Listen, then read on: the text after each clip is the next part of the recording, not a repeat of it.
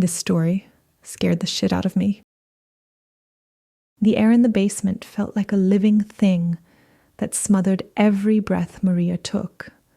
It pressed against her lungs and crowded her mind with a suffocating darkness, as if the cement walls themselves exhaled despair. A single dangling light bulb flickered above her head, creating jittery shadows that danced on the slick-stained floor. Every now and then, she heard footsteps echoing from above, lumbering, heavy thuds that made her heart hammer against her ribs. The sound alone was enough to conjure memories she desperately tried to keep buried. She had been here for days, perhaps weeks. Time no longer felt linear. It was nothing more than a disorienting cycle of cold, fear, and pain. Before she was taken, Maria lived in a cramped apartment near the outskirts of Houston. She had the typical worries: rent, groceries, phone bills, but none of them prepared her for this. Every piece of advice about stranger danger or trust your instincts sounded hollow now. She had followed the promise of a new job and a secure paycheck. The online ad was polished and professional. The interview had been strangely short, but the woman on the phone had seemed polite, almost grandmotherly. "Just come on down," the woman had said. "We'll sort out the details and you can move in right away." Maria remembered the last time she stood outside, free and unsuspecting. She could still feel the warmth of the summer sun on her shoulders, the slight humidity clinging to her skin. The driver who picked her up wore a baseball cap pulled low over his forehead. His jaw muscles flexed in a way that made her uneasy. She could have turned around then, walked away. But instead, she climbed into the car. She recalled forcing small talk, asking about the family that had hired her, only to receive monosyllabic grunts in return. Her nerves heightened when the highways turned into back roads, and the back roads turned into narrow dirt paths. By the time the vehicle stopped near a derelict house with boarded-up windows, dread had already coiled itself around her heart. She tried to open the car door. It was locked. An arm reached over, something cloth pressed against her mouth, and darkness ate away the edges of her consciousness. When she woke up, every nerve in her body felt raw and bruised. Zip ties bound her wrists so tight that her fingers tingled. She lay on a damp mattress near a rusty bucket. The smell of urine and stale sweat made her stomach roll. Her eyes darted around, landing on the other cowering shapes in the basement. Most of them were women, though it was hard to see faces in the half-light. They were silent, as if words cost too much energy. Maria tried to speak, but her mouth was dry as dust. That was the beginning of the endless waiting. Waiting for the next meal. Waiting for the next buyer. Waiting for the screams that would inevitably rattle down the walls, late into the night. It was not just physical torment, though that was ceaseless and unimaginable, but a meticulous wearing down of the mind. The man who seemed to run the operation was called Carl, a name she learned from the terrified whispers of another captive. Carl was in his mid-40s, broad-shouldered, and quiet in a calculated way. He didn't speak much in front of them, only barked orders to his subordinates. But sometimes he would appear in the doorway at the top of the stairs and just stare down at the basement, his eyes filled with a terrifying calm, like a predator watching mice scurry in a cage. Every time Maria saw him, she felt smaller, more powerless. It was not his yelling that disturbed her, though his voice was thunderous when he was angry, but the cold scrutiny behind his eyes. Once Maria tried to meet his gaze to show she wasn't broken. Her reward was a heavy blow across the jaw that left her reeling, teeth rattling in her mouth. His message was clear: resistance is punished. Sometimes they were taken upstairs to a different kind of hell.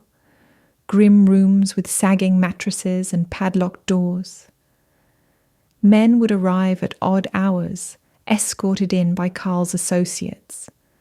She couldn't remember all their faces. Most of them blurred into a single terrifying entity. But she remembered certain details. The stench of cheap cologne, the way one man had a silver ring shaped like a snake, the obscene laughter of another as he left the room. The violence was never short, never predictable. Some visitors seemed fueled by their own sadistic fantasies, while others acted more methodical, as though this was merely a twisted routine. Maria quickly learned that the real chains were not the zip ties or the locks. The true prison was the fear Carl and his men sowed in each victim. The threat that if you tried to escape, if you angered the buyers, they would exact a cruelty beyond imagination. She knew some of the women had tried to run. She had heard their screams echo through the halls. One day, a girl named Lucy, frail, maybe 20 years old, vanished. When Maria dared to ask about her, the only response was a blood-chilling glare from a guard. No one mentioned Lucy again. The nightly routine settled into a grotesque ritual. Sometimes she found herself hoping that if she didn't struggle, if she didn't scream, maybe the violence would end sooner. That hope always turned to despair when the men dragged her away anyway, laughing at her tears. There was no dignity to preserve. The basement itself became a metaphor for their condition, cold, dark, and stripped of any warmth or light. Shadows loomed everywhere, and in the flickering bulb's glow, Maria saw reflections of her own terror in the other women's eyes. But what threatened her sanity the most were the silent moments afterward, the times between the atrocities, when she was left alone with her racing thoughts. Memories of her normal life haunted her. The hum of traffic outside her old apartment, her favorite TV show's theme song, the text messages from friends she would never see again. She replayed her final phone call with her mother, thinking, if only I had told someone where I was going. It was during one of these twilight hours, while the others were asleep or too weak to speak, that Maria felt the spark of defiance. It happened in the aftermath of a brutal beating. Carl had punished her for trying to shield another girl from a buyer's fists. He left Maria with a swollen cheek and a cracked rib. Every breath stabbed white-hot pain through her torso. Yet, as she lay on the filthy mattress, something in her refused to die. She clenched her teeth, recalling how he had looked at her with that casual contempt. In that instant, hatred turned to determination. A single word formed in her mind: escape. The plan was barely more than a feverish fantasy at first. She had no illusions about how dangerous it would be, but the basement's routine provided tiny windows of opportunity. She noticed that one of Carl's guards was new. Call him the rookie. The others often teased him, and he seemed overeager to prove himself. In his haste, he sometimes forgot to double-check the locks on the cell door or the zip ties around her wrists. Maria decided to watch him closely, trying to anticipate his mistakes. She also studied the path from the basement to the front of the house. One day, she was dragged to the living room to serve drinks for one of the buyers, a humiliating chore meant to reduce her to a servant in her own captivity. But while she served, she saw the positions of windows and doors. She memorized the corners, potential hiding spots, and crucially, noted where the rookie rested his gun. The house was old, with rotting floorboards and a musty stench that infiltrated every room. Every time she was marched up those stairs, she used the dismal experience to gather more details: where the hallways led, which doors were padlocked, the times of day the men left for errands. It became a game of patience, a desperate chess match. She had no allies but watched for the slightest crack in the captors' routines. Carl's gaze would still spear through her, as if he sensed something stirring behind her eyes. But Maria kept her face as blank as possible. She pretended to be broken, to be resigned to her fate. Any show of rebellion would end not just in her punishment, but in punishment for everyone in that basement. Finally, the moment came on a stormy night. Sheets of rain battered the house, and thunder shook the rotting rafters. The lights flickered in and out. Carl and 2 of his men had gone out, presumably to secure another shipment. The rookie, left in charge, paced anxiously on the main floor. Maria's heart pounded each time she heard him cross from the kitchen to the living room and back. She waited, counting the seconds until the next lightning flash illuminated the thin slit under the basement door. When the rookie descended the stairs to drop off a tray of bland soup, he forgot to tie Maria's wrists properly. Perhaps it was the storm, or the eerie gloom, or his own inexperience. Whatever it was, his mistake was her opportunity. When he turned to walk away, she lunged, grabbing for his belt. He tried to spin around, but she was already ripping the gun from its holster. Adrenaline drowned out the pain from her cracked rib. Her entire existence funneled into one primal act of survival. He fumbled, eyes wild. Lightning flashed, revealing sweat beading on his forehead. The thunderclap swallowed the gunshot. She fired once, and the recoil nearly broke her wrist. But the bullet hit him square in the chest. He let out a choked gasp and dropped to the cold cement. For a second, she feared he might lunge back at her, but his eyes were already rolling up into his head. She didn't have time for regret. Survival screamed at her from every nerve. She grabbed the keyring from his belt and sprinted up the basement steps, tears of desperation streaking her face. The other captives cried out behind her, wailing in fear and hope. She paused at the top of the stairs. Every cell in her body told her to run, to save herself. But she couldn't leave them. Not after everything they'd endured together in that tomb of nightmares. In the flickering hallway, she found the locks for the basement cells, her hands shaking so violently she nearly dropped the keys. One by one, she undid the padlocks. The women staggered up the stairs, their eyes glazed with shock. For a moment, they all stood in a trembling huddle. A crack of lightning lit the front door, reminding them the storm raged outside. A terrifying unknown. But that unknown was safer than the evil in those walls. They burst into the night, battered by rain and wind. The gravel driveway turned into mud beneath their bare feet. Fear drove them to keep running, even as lightning illuminated the twisted trees around them.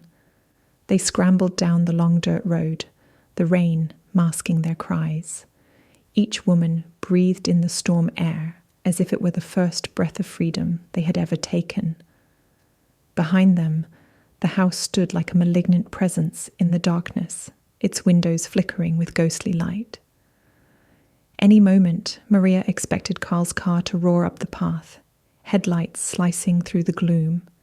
She imagined hearing the distant crack of a rifle or the roar of an engine, but none came. Only the endless hammer of rain on the puddled ground.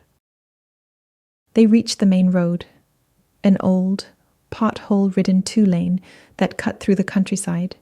It felt surreal under the pulsing sky. A single truck eventually appeared on the horizon, headlights guiding it through the deluge. Maria braced herself, half expecting more danger, but the driver braked and jumped out, a look of horror on his face as he saw the ragged group of women. His mouth moved, but Maria couldn't hear him over her pounding heartbeat and the storm.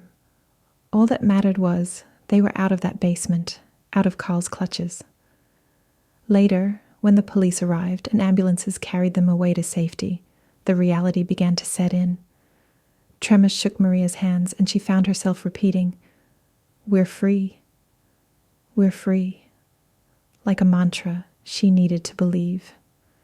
In the weeks that followed, as she sat in hospitals and police stations, the nightmares refused to let her go.